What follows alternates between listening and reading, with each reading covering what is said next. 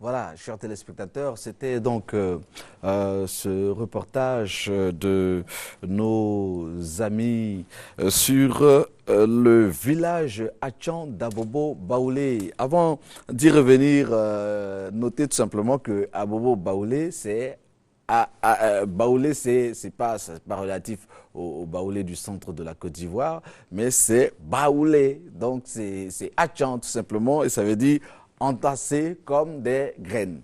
Voilà, comme Até Koubé, voilà, qui veut dire le village dans la montagne, voilà, le village dans la vallée aussi.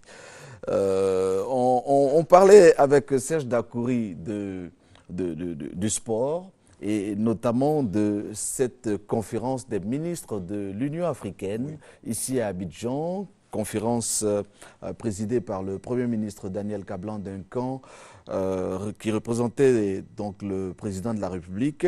Nous avons donc commencé à énumérer les différents défis qui freinent un peu l'élan du sport africain. Nous avons parlé de la paupérisation des infrastructures sportives, de la fuite des athlètes. Nous avons aussi parlé du manque d'engouement de nos différentes compétitions sportives.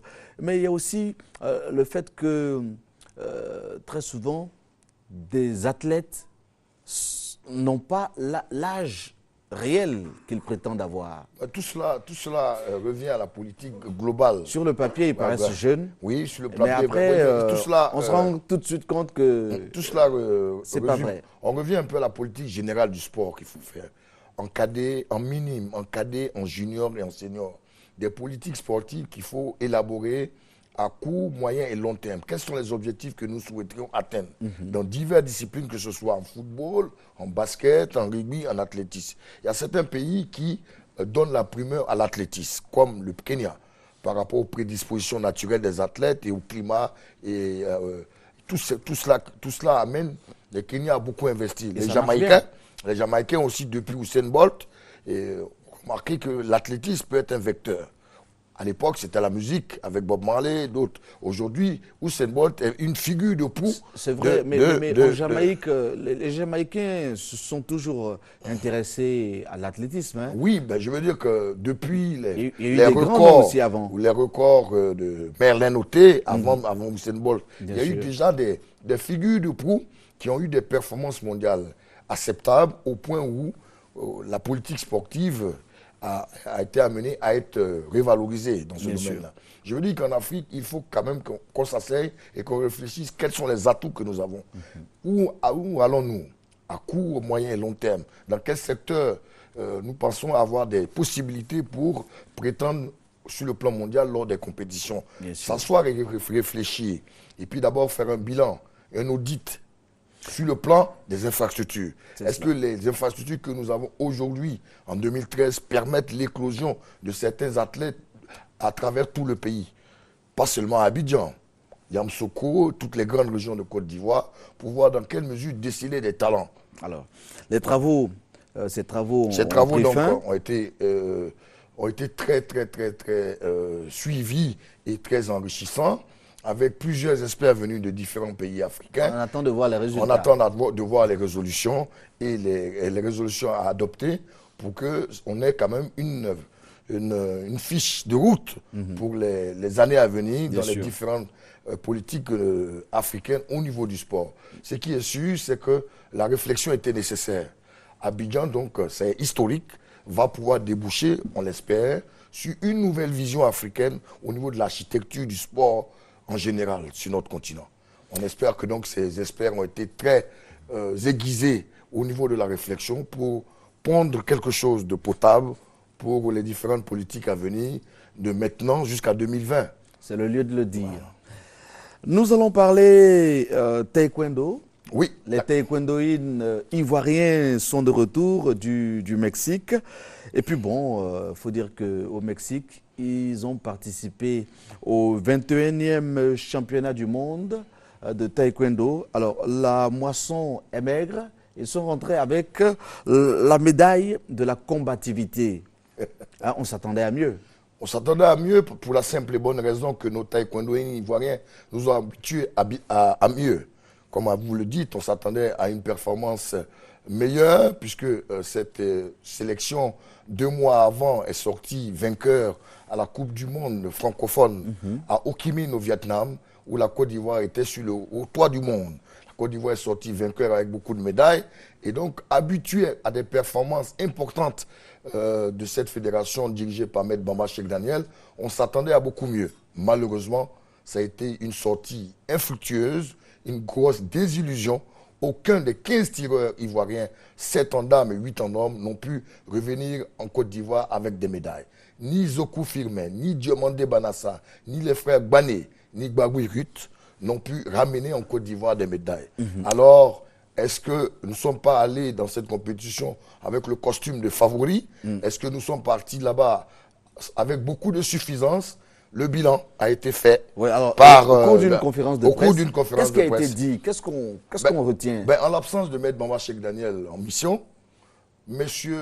Anzoumana Siaka, secrétaire général de cette fédération, et Koné Souleymane, directeur technique, ont tiré le bilan de cette compétition en estimant que l'altitude, que les athlètes sont arrivés 3 jours avant la compétition à 5000 mètres d'altitude, et tout cela ont créé des difficultés dans la performance des athlètes, ce qui n'est pas une excuse. Deuxième élément, ils estiment que Zokou Firmin, sorti en quart de finale, et Bané ont été victimes d'un mauvais arbitrage.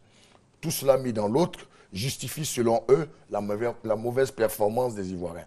Je dis, en toute objectivité, une compétition comme ça, on la prépare bien avant. Et des dispositions devaient être prises pour éviter qu'on parle d'adaptation au niveau de l'altitude et qu'on arrive 3 jours avant. Il faut avoir le profil bas. Quand une compétition n'a pas été bien et que sur le plan performance, vous n'avez pas été au top, il faut avoir le profil bas, faire sa remise en cause, faire un mea culpa et reconnaître que cette fois-ci, nous sommes rentrés bredouilles parce que nos athlètes ont été trop suffisants ou étaient trop dans le costume de favoris. Ce n'est pas toujours n'est pas dimanche. On peut être sur le haut du podium et un jour aussi être battu. Et donc la Côte d'Ivoire a été battue à plate couture, malheureusement, au Mexique, à cette Coupe du Monde senior par équipe. Et il faut revenir travailler et repartir pour les échéances prochaines, car c'est pour bientôt. En novembre, la Côte d'Ivoire accueille la Coupe du Monde de taekwondo. Alors Bamba Cheikh Daniel, que nous savons, le président est très méticuleux. Il va falloir ramener encore beaucoup de solidarité et ramener les troupes à revenir à l'épreuve pour que la Côte d'Ivoire puisse revenir à cette compétition regaillardie. C'est vrai, on ne gagne pas tous les temps. Tirer les leçons de cet échec et repartir avec beaucoup de modestie. Il faut revenir à ce niveau vraiment que nous aimons. Oui. Là où nous aimons vous voir. Et puis, il faut dire que lorsqu'on va à ce genre de compétition, il n'y a vraiment pas d'excuses. Il y a une préparation à faire, préparation physique, la préparation, l'adaptation au plan de la psychologie. Et puis, quand on y va, on se dit tout simplement qu'on s'en va pour gagner. On s'en va pour gagner. Et rien n'est acquis. Il faut se battre pour pouvoir produire des résultats. Alors, vous êtes rentrés, c'est très bien.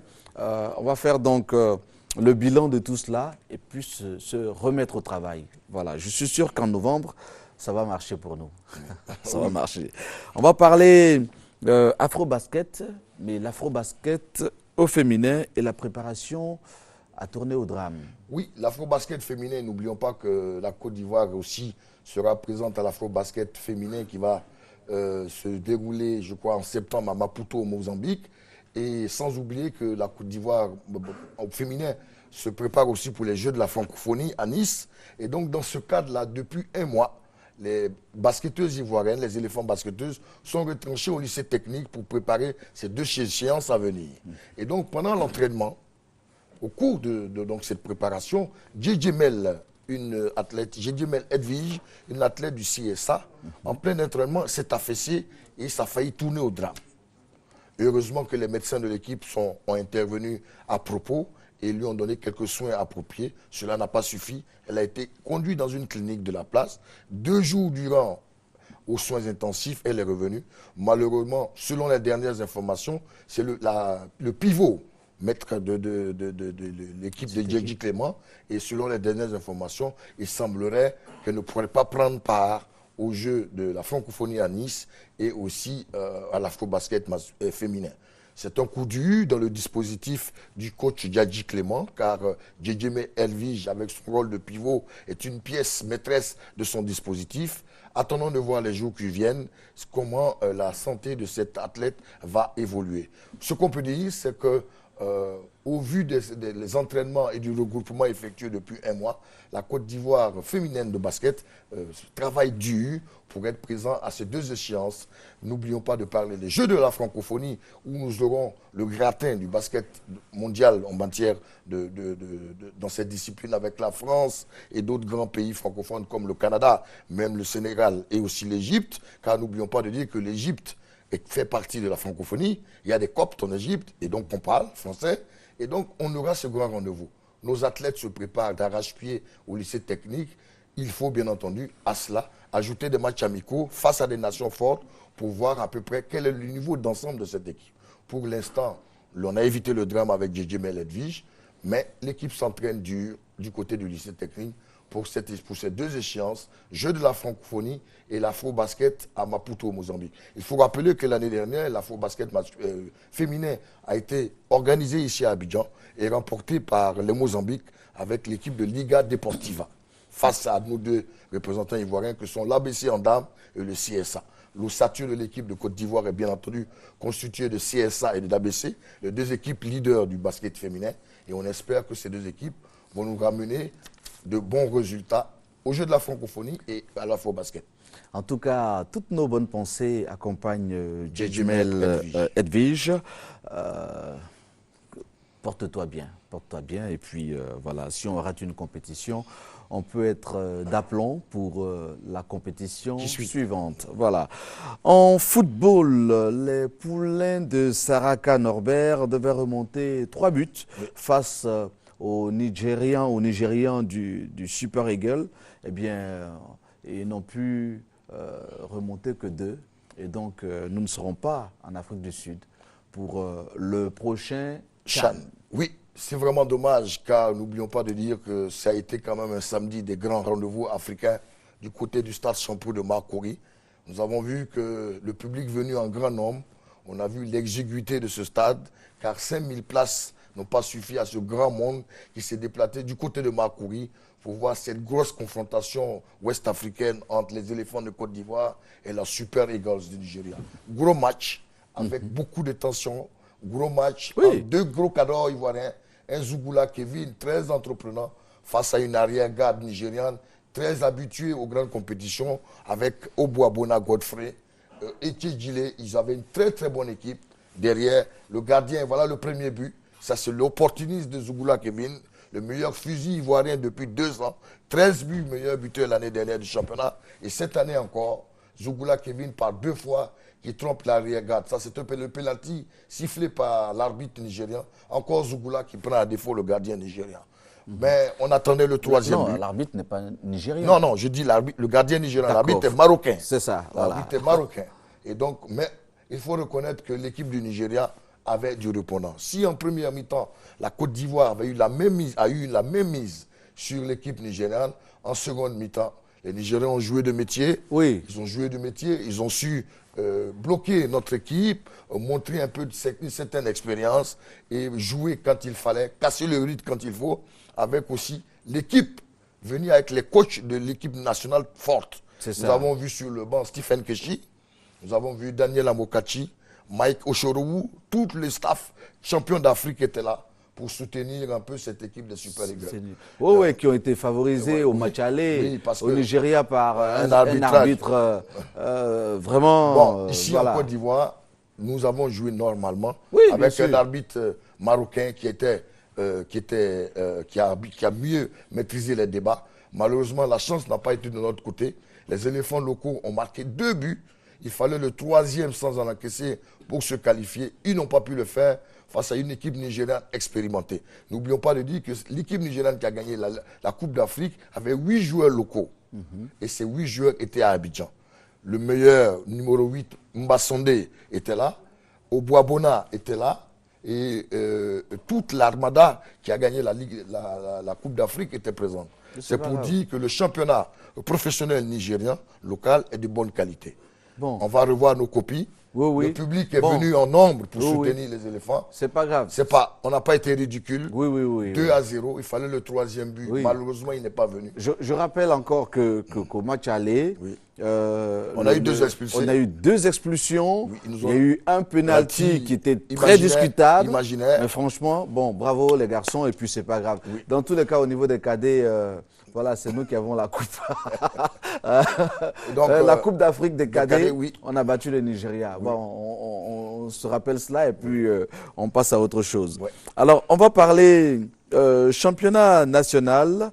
L'annonce de la démission du président de l'Asie, Dabengourou. 5 ans d'exercice comme président de l'Asie, avec quand même des dépenses et des petits soins aux côtés de cette équipe. M. Yao Kofi Roger, président de l'Asie, vient d'annoncer que 5 ans, ça suffit. Il va rendre le tablier à l'issue de la prochaine Assemblée générale de l'Asie d'Abengourou. Il a tenu cette équipe à bout de bras, seul, et aujourd'hui, il estime qu'essoufflé, qu'il doit tirer sa révérence.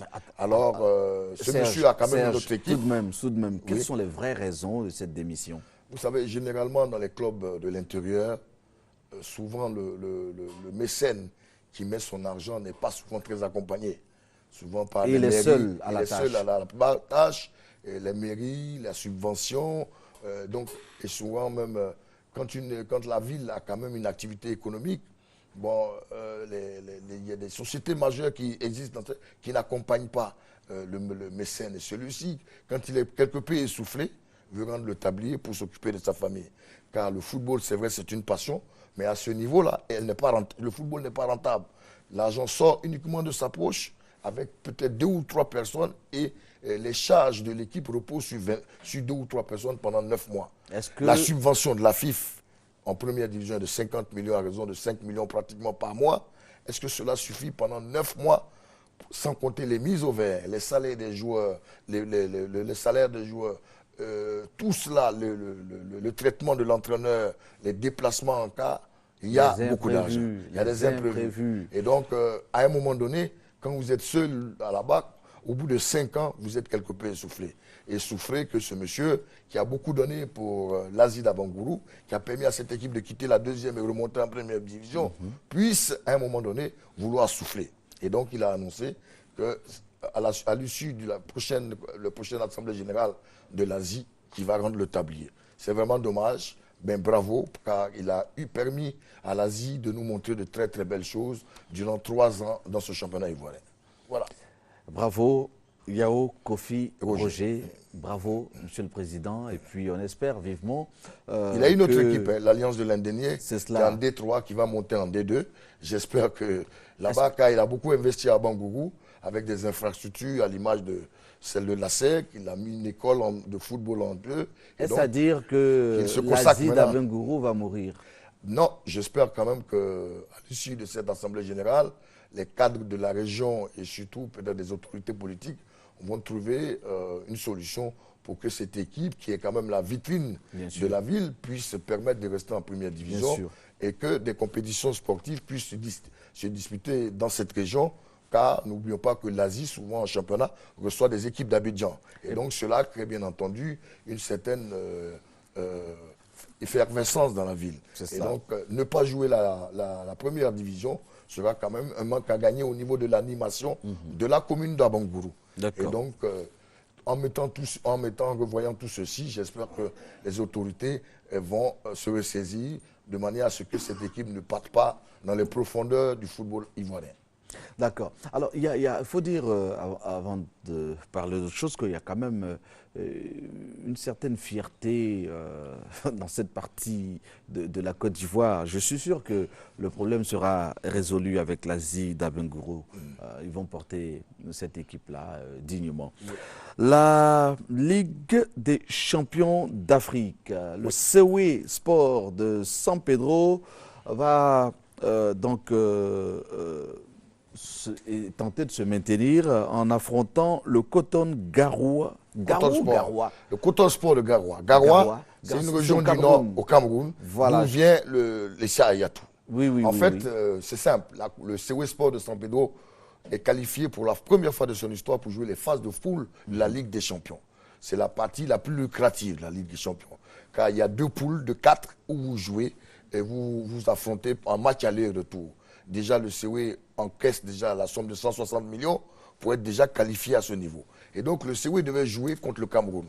Avec le problème d'ingérence gouvernementale, la FIFA avait suspendu provisoirement le Cameroun de toute compétition internationale.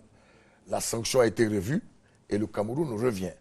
Et donc, initialement prévu pour ce week-end, la FIFA a demandé à ce que cette date soit repoussée, puisque nous jouons le CHAN et dans cette compétition du CHAN, il y a beaucoup de joueurs du CW de San Pedro. Et donc, ce premier match de la poule C de la Ligue des Champions entre le CW Sport et le Coton Sport de Garoua est programmé pour le 11 août prochain. L'équipe des jeunes Diomandé, qui a l'ossature du CHAN, avait 8 joueurs dans l'effectif qui a joué contre le Nigeria, ne pouvait donc jouer ce samedi contre le Cameroun. Et donc, de commun accord avec la CAF, cette date a été repoussée au 11 août prochain. On espère que ce CW Sport de San Pedro qualifié ira loin dans cette compétition africaine, car bien entendu, en gagnant des points en compétition africaine, ça favorise aussi le classement CAF de votre pays. C'est vrai que les éléphants sont premiers africains, mais sur le plan local, en gagnant des compétitions, ça nous permet de pouvoir mieux nous hisser. N'oublions pas de dire que nous sommes éliminés au CHAN. Normalement, ça nous enlève des points au niveau du classement CAF. Et donc, on souhaite un bon vent au CW de Sport de San Pedro, qui le 11 août recevra au match aller de la poule C de la Ligue des Champions, le Coton Sport de Garoua. Pourquoi Coton Sport de Garoua? Parce que c'est une équipe qui est sponsorisée par la Société de Coton du Cameroun. Avant, l'entraîneur était un Français, il s'appelait Denis Lavagne, qui a été l'entraîneur de la sélection. Il a été limogé. C'est une équipe bien structurée dans le nord du Cameroun, région d'où vient Issa Yatou. C'est une équipe assez professionnelle qui a au moins 5 à 6 joueurs qui jouent dans l'effectif des Lions indomptables. Et donc, le CW aura donc un rendez-vous le 11 août ici à Abidjan pour recevoir ces Lions du Cameroun du Nord. On espère que le CW fera honneur à la Côte d'Ivoire en l'emportant, même sur la plus petite marge. C'est une formule championnat. L'essentiel, c'est d'avoir les 3 points.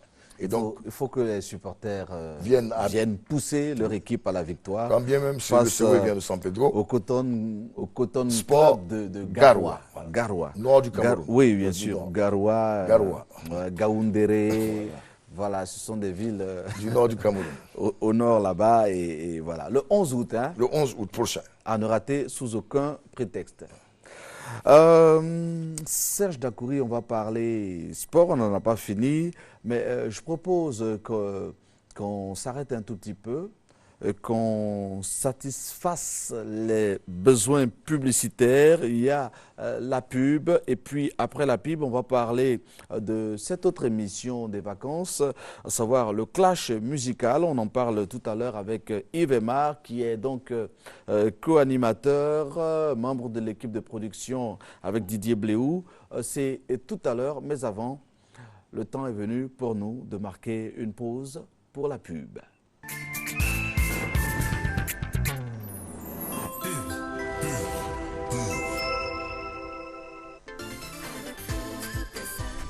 Oui, mon choix c'est Flouz pour envoyer facilement l'argent à l'intérieur du pays. Plus besoin de me déplacer ou d'envoyer quelqu'un. Avec Flouz, gérez plus facilement vos dépenses au quotidien. Pour vos transferts d'argent, vos achats ou paiements, tapez étoile 155 dièse à partir de votre numéro Move et laissez-vous guider. Certains mettent à profit les heures de pause pour donner de leurs nouvelles. D'autres veulent passer du temps avec leurs proches. D'autres encore attendent de voir leur rechargement récompensé. Et il y a simplement ceux qui veulent faire le tour du monde à partir du téléphone. Pour tout ce petit monde, il y a Move Classic Minute, le profil qui vous offre la gratuité entre midi et 2, l'international à petit prix et plein d'autres avantages. Alors, qu'attendez-vous pour bouger? No limit.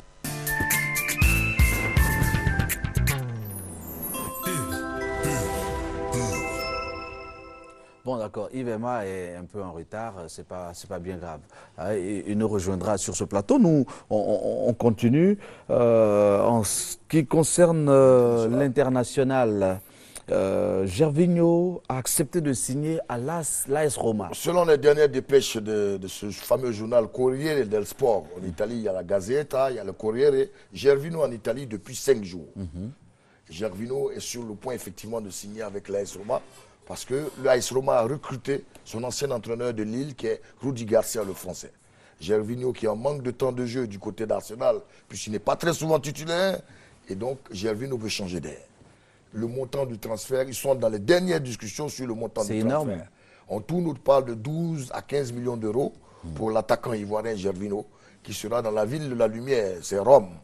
Vous savez qu'à Rome, il y a 2 grandes équipes. Il y a l'AS Roma et il y a le Lazio.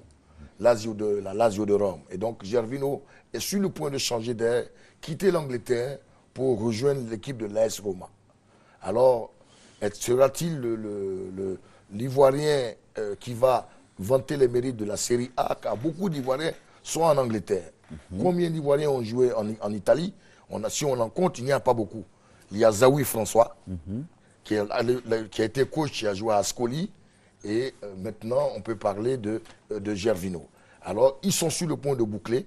Arsenal réclame un certain nombre de montants et c'est la période de transfert. Et donc les discussions sont sur le point d'aboutir. Depuis jeudi, le directeur sportif d'Arsenal et celui de l'AS Roma ainsi que Gervinho sont en Italie sur le point de finaliser cela. Il ne faut pas oublier de dire que dans cette période de mercato, les joueurs ivoiriens sont convoités. Énormément. Il y a le meilleur buteur, le 3e meilleur buteur d'Europe qui a signé à Swansea. Vous le connaissez, l'attaquant qui était à Vitesse Arnhem, Bonnie Wilfried. Il a quitté les Pays-Bas, la Hollande, pour rejoindre l'Angleterre à Vitesse Arnhem. Montant du transfert, on parle de 15 millions d'euros. Il a marqué 29 buts dans ce championnat néerlandais. Cette année, il rejoint la première ligue anglaise. Ce n'est pas la même chose. L'Angleterre, c'est plus difficile. On verra s'il sera aussi performant en Angleterre. Et Salomon Kalou, va retourner en Angleterre. Oui, c'est un comeback qui est en train d'être négocié entre l'attaquant de Lille et West Bromwich, parce que n'oublions pas de dire que Kalou Salomon a quand même joué en Angleterre. Il connaît ce championnat. Cette fois-ci, il était à Lille depuis l'année dernière. Et c'est un gros salaire pour Lille qui ne va pas jouer la Coupe d'Europe et donc qui veut le vendre. La discussion porte aussi sur le montant du transfert et sur le salaire à attribuer à Kalou Salomon. Les derniers jours, nous situerons. Pour l'instant, il est aussi sur le point de signer avec le club anglais de West Ham. Et donc, c'est un peu cela dont on parle. On va continuer dans la lignée pour parler d'international, pour parler de cette confrontation où 2 Ivoiriens se sont illustrés. Galatasaray de Didier Drogba et Malaga où vient de signer un jeune Ivoirien qui, il y a 3 ans, était à Abidjan. Il jouait à l'équipe de l'AFAT de Djekanou. Il s'appelle Boblé Anderson. De l'AFAT de Djekanou, il est allé au WAC de Casablanca. Et le WAC vient de le vendre à la sympathique équipe de Malaga en Espagne. Au cours donc on va dire quoi? On va dire de Djekanou à Malaga. À Malaga. En passant par Casablanca. Extraordinaire. En passant par Casablanca. C'est ça. Il s'appelle Boblé Anderson. Il y a 3 ans, il était à Abidjan. Cette fois-ci, il est à Malaga en Espagne. Et au cours d'un match amical, 3 buts partout entre Malaga et Galatasaray. Ça pourrait bien être le titre d'un bel article de journal de Djekanou à Malaga. 3 buts partout. Et au match au cours duquel Didier a marqué de la tête, lui aussi a répondu de la tête pour son premier match avec son nouveau club. Boblé Anderson, un jeune joueur à suivre, milieu de terrain, qui vient de signer en Espagne, en passant par Casablanca. Bien sûr, malheureusement, on n'a pas d'image. Formé à Djekanou, c'est bien dommage. L'équipe du président Jacques Anouma. On fera l'effort la prochaine fois. Hein. Et partout. Voilà, c'est ça. Alors, Bonnie Wilfried veut aller à signer à Swansea. Swansea. Lui, c'est effectif. Il a signé en Angleterre. En quittant l'équipe de Vitesse Arnhem, il a signé en Angleterre à Swansea. Gervinho, lui, quitte pratiquement pour aller à Rome. Tandis que Kalou Salomon, lui, veut quitter la France pour aller en Angleterre. On finira, bien entendu, avec l'apothéose, comme vous l'avez vu, avec la Bundesliga. Oui, la Super Coupe. La Super Coupe d'Allemagne, oui. Le Bayern de Munich contre le Borussia Dortmund. C'était un remake de la finale de la Ligue des Champions il y a 2 mois entre le Bayern de Munich et le Borussia Dortmund. C'est aussi le début de Guardiola. C'est le J'ai début J'ai toujours du mal à dire son nom. Oui, Pep Guardiola. Voilà. Oui, le mythique entraîneur de Barcelone qui avait pris une année sabbatique pour se reposer aux États-Unis, qui vient de changer et qui a quitté l'Espagne pour les champions d'Europe. On voulait la passe de 4, car le Bayern a réussi à gagner la Ligue des Champions, le championnat et la Coupe d'Allemagne l'année dernière. On espérait avoir la passe de 4 avec un nouvel entraîneur. Malheureusement, gifle magistral reçu par le Bayern, par Borussia Dortmund de Jürgen Klopp. Le Bayern a été battu 4-2 avec un triplé du buteur Robert Lewandowski. Ainsi donc, les débuts ont été manqués pour Pep Guardiola, pour ses débuts de match en tant que coach sur le banc du Bayern. Il a été battu. Et donc, un trophée en moins pour Guardiola qui commence mal sa saison en Allemagne. Voilà. Ah, c'est bien dit tout cela. Un certain nombre d'infos en ce qui concerne le sport. Et c'est avec notre consultant des sujets de sport, Serge Dacoury. Merci beaucoup. Ça a été un plaisir. On a dit tellement de bonnes choses. Alors, le pape François Ier au JMJ s'est adressé aux jeunes et leur a dit ne restez pas sur le balcon de la vie. Il faut s'engager, il faut y aller. Et je pense que nos athlètes le comprennent et le font déjà. Oui, parce que ne restez pas sur le balcon de la vie. C'est une véritable métaphore pour montrer que nous devons être acteurs, sinon actifs dans tout ce que nous entreprenons, ne pas être passifs. Voilà. Et donc les jeunes qui représentent l'avenir ont besoin de prendre des pas, ou sinon de s'engager véritablement dans tout ce qui est chantier ou alors présence en ce moment dans tous les secteurs d'activité. Merci beaucoup. Que ce beaucoup. soit en sport, en économie et même en culture. Merci beaucoup, Serge Dacoury. En tout cas, nos athlètes le comprennent et Boblé Anderson, en tout cas, il a fait de Djekanou à Malaga, en Espagne. Merci. Quel parcours. Excellente journée. En passant par... Voilà, oui, bon, à Casa, on est encore en Afrique, là. Mais on est à Malaga maintenant. Voilà. Boblé, c'est très bien, bravo. Boblé Anderson.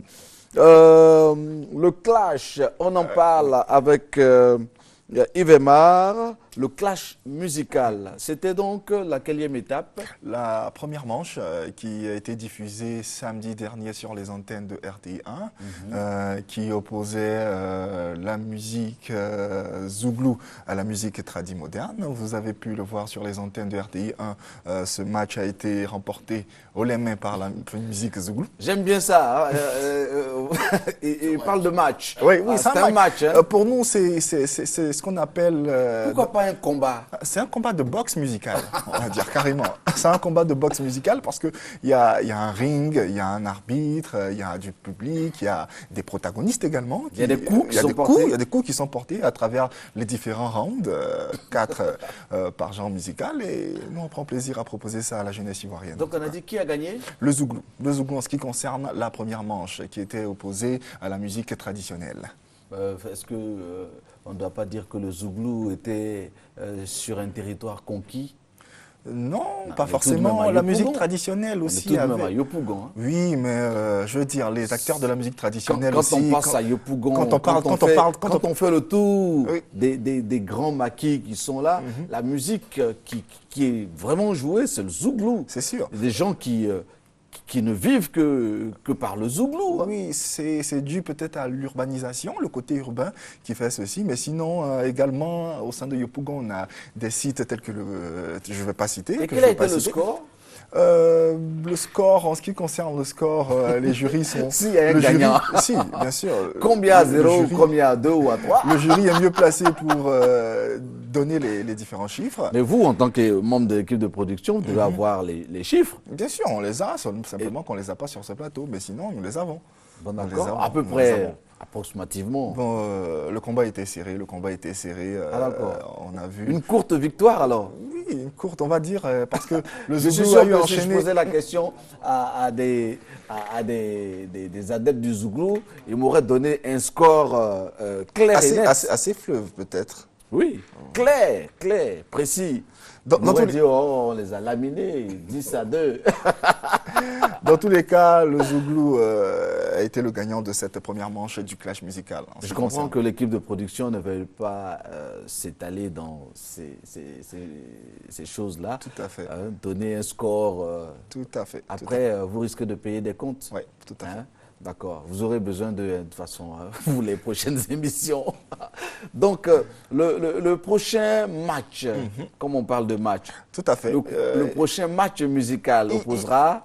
la musique, tout simplement les humoristes, entendez comédiens chanteurs, qui eux sont finalistes de l'édition dernière face tout simplement à la musique religieuse. La musique religieuse qu'on connaît ici à travers des artistes tels que Pasteur Guy, Onel Mala, Guy Christ Israël, Nestor David, ils sont nombreux. Ils seront opposés aux humoristes tels que, avec des forces de frappe tels que Agalawa, Le Magnifique, Koro Abou. En tout cas, ça sera tout à l'heure même, à partir de 14 h, à la place Figayo de Yopougon. On demande encore à la jeunesse ivoirienne de se mobiliser assez nombreux, comme ils l'ont fait la dernière fois. On a pu le constater sur les antennes de RTI un samedi dernier. Ils étaient nombreux. Ils étaient nombreux. On les attend encore plus nombreux tout à l'heure à partir de 14 h du côté de la place Figayo à Yopougon pour vivre encore des moments assez exceptionnels. On a deux styles complètement différents qui s'opposent. Bien sûr, bien sûr. Les artistes, pour ne pas dire les chantres, face aux humoristes, qui ont décidé d'ajouter une corde, une autre corde à leur arc, à savoir la musique, la chanson. Vous attendez à quoi? On s'attend tout simplement à voir du spectacle. Du spectacle, déjà depuis le début de cette semaine, les pics sont donnés de part et d'autre. Les humoristes pensent pouvoir prendre le dessus, d'autant plus qu'ils sont finalistes de l'édition dernière, donc ils ont des arguments à prouver. Mais les acteurs de la musique religieuse ne sont pas en reste. Ils ont également des forces de frappe dans leur effectif et il faudra compter avec eux. D'accord. On se remet dans cette ambiance 100% clash musical. Alors Didier est là, voici son intro.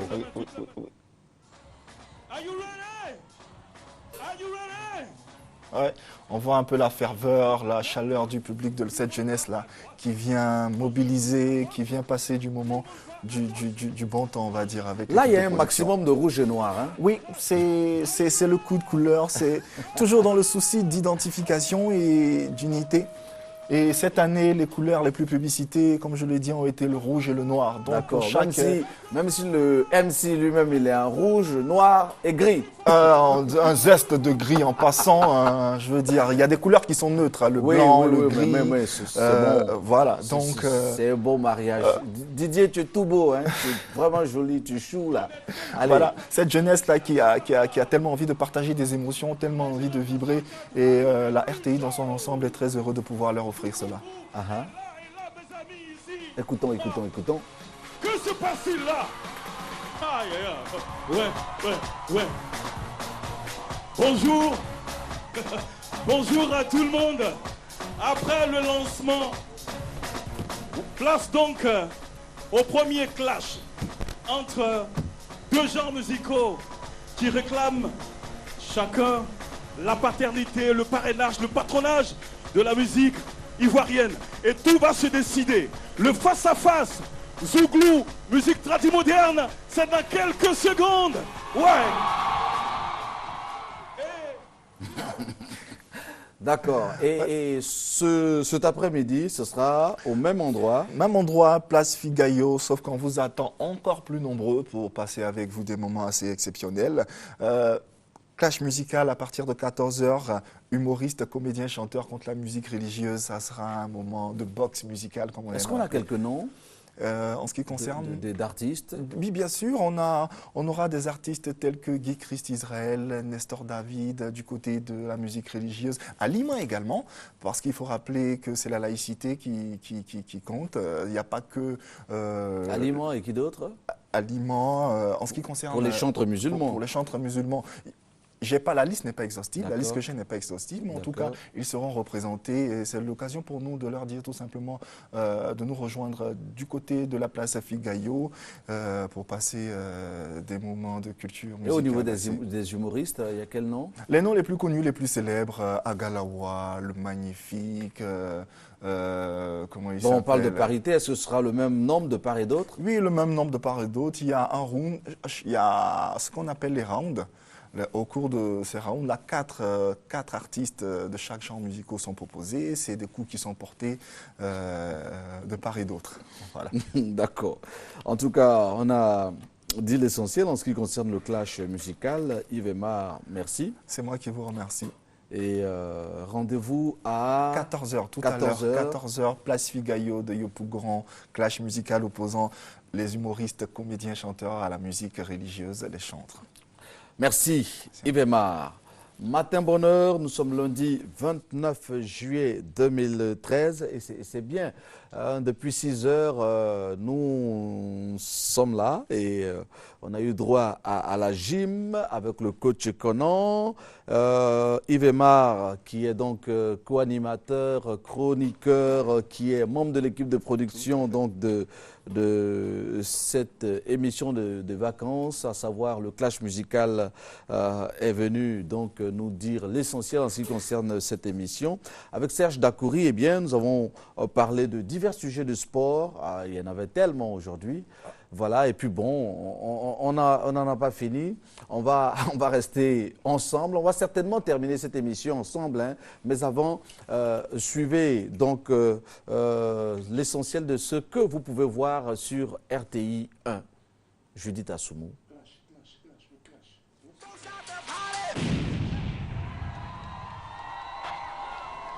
Merci beaucoup. Merci de vous applaudir très très fort. Le face-à-face Zouglou, musique tradie moderne. Alors c'est fou. C'est fou. Permettez-moi, donnez-moi le temps de vous présenter le jeune premier. Yves Aymar, Nguesson. Yves Aymar, tu es où? Tu es où? Lève la main qu'on te voit et qu'on t'applaudisse très fort. Yves Aymar, voilà, il est au fond là-bas. Salut, Yves Aymar. Bonjour Didier. Bonjour Yopougon. Yopougon, est-ce que ça va? Bonjour à vous également qui nous suivez depuis vos différents postes récepteurs. On est très heureux d'être avec vous ce matin. Écoutez, nous sommes tout simplement à Yopougon, à la place Figayo, avec un public chaleureux, avec un public formidable qui va se faire entendre. Didier, comme tu peux le constater, ce sont les vacances et nous sommes à Yopougon pour le clash musical opposant la musique Zouglou à la musique tradie moderne. Est-ce que les supporters de la musique Zouglou sont là ce matin?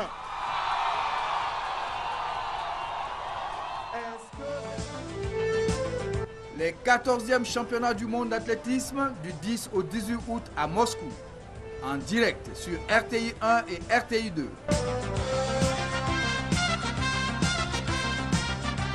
Avec beaucoup de facilité, avec beaucoup de facilité. Il n'y a rien à dire. 3 heures de duel par jour avec les dieux des stades. Usain Bolt, Justin Gatlin, Mohamed Aman, Muriel Aouré.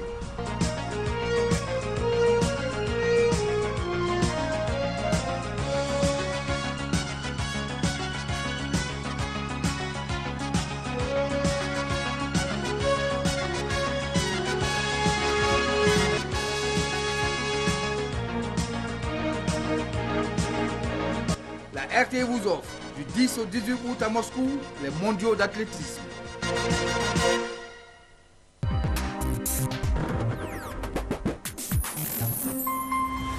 Tréta initial. Et vous êtes très frais. Je ne peux pas accepter ça. Normalement, je suis un pingouin adulte qui met la pâtée à tout le monde, un guerrier impitoyable. J'aimerais bien être un pingouinou. Ça tombe très bien, il s'appelle Pingouinou. Votre Majesté, quelle compétence avez-vous en babysitting? Bien sûr, je suis compétent. Le rendez-vous des tout-petits à voir du lundi au vendredi à 18h05 sur RTI 1.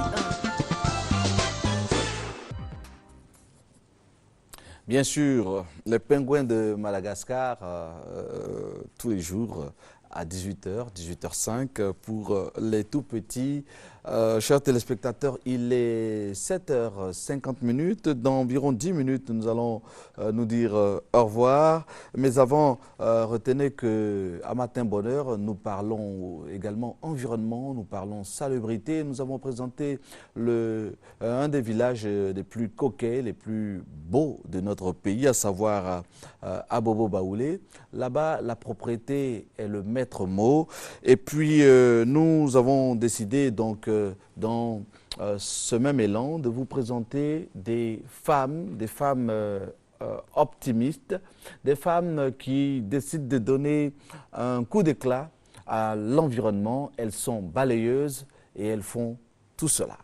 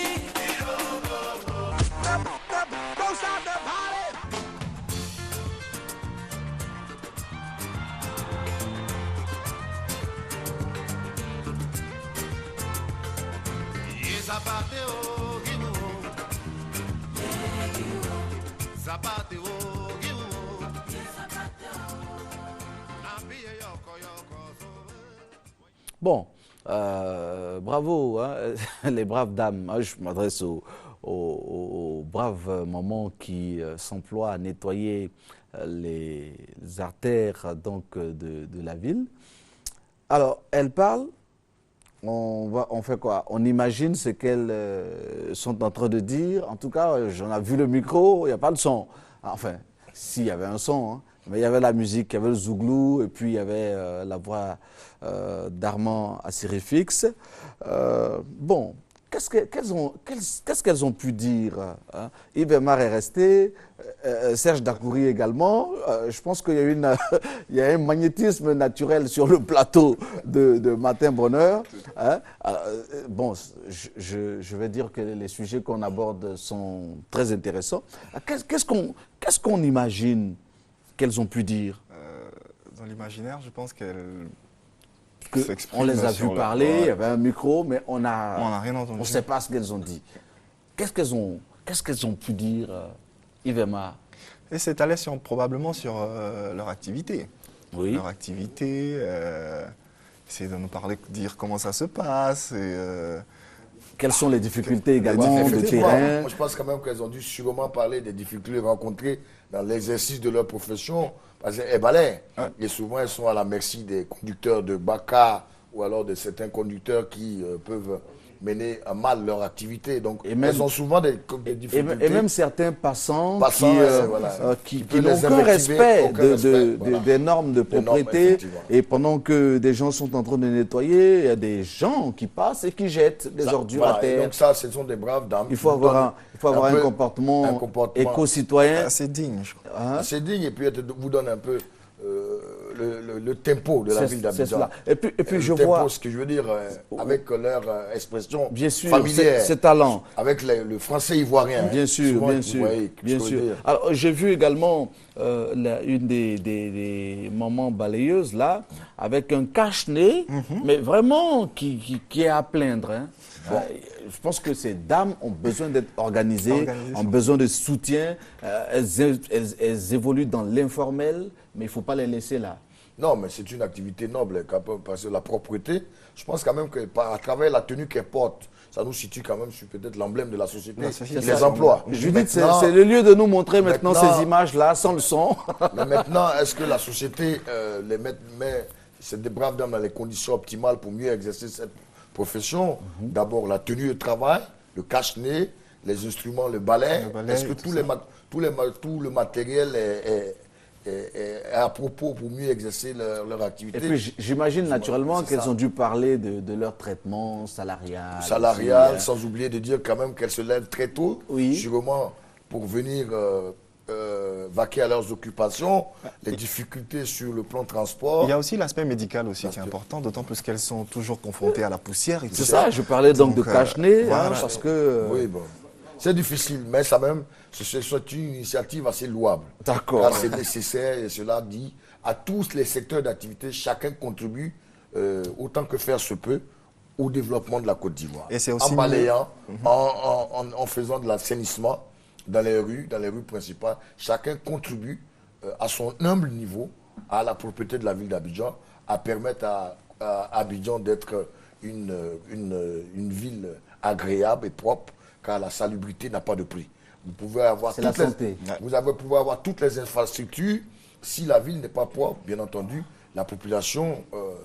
c'est la santé. Ah oui, la population va... santé. Voilà, la population va... Et la santé, c'est la vie. Voilà. Yves Aymar. Oui, j'allais dire que aussi c'est mieux... c'est mieux de faire ce genre de travail que de faire la manche, par exemple. Parce qu'on remarque le plus souvent nos différents carrefours, nos différents feux, on voit nos mères tendre la main, ce qui n'est pas vraiment décent et valorisant pour nos mères. Ouais, c'est cela. Mais ce n'est pas au niveau de ces mamans-là seulement. Hein. Il y a des jeunes gens, qui vous accostent dès que vous garez votre véhicule. Vieux père, ton petit est là. Hein. Je rappelle à toutes et à tous que le pape a dit depuis Rio de Janeiro, ne restez pas au balcon de la vie, engagez-vous, faites ce que vous pouvez, même si vous pouvez peu. Voilà. Hein? On fait ce qu'on peut, même si on peut peu.